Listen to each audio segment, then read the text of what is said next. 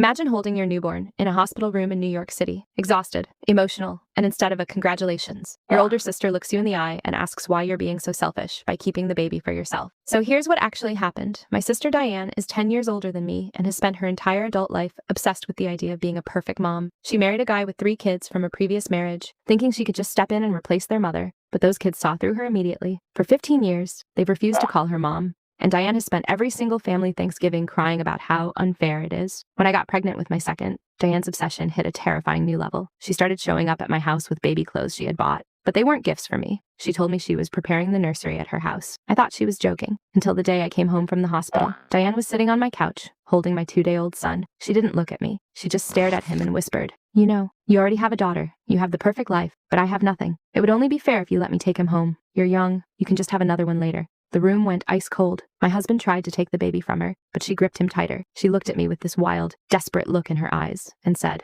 "I deserve this. I've put in the time. I've been a stepmom to kids who hate me for a decade. Don't I get a turn to be a real mother?" I didn't scream. I didn't cry. I walked over, firmly took my son back, and told her to get out of my house. She had a total meltdown on my front porch, screaming that I was hoarding motherhood and that the whole family was against her. She even tried to call our mom to mediate the handover of my child. In New York, we call that a mental health emergency. I haven't spoken to her in 3 months. She's telling everyone I'm cruel for denying her a family. But honestly, I'm just a mother who knows that a baby isn't a trophy you get for participation. She wanted fairness, but she forgot that love isn't something you can demand. And my children aren't for trade.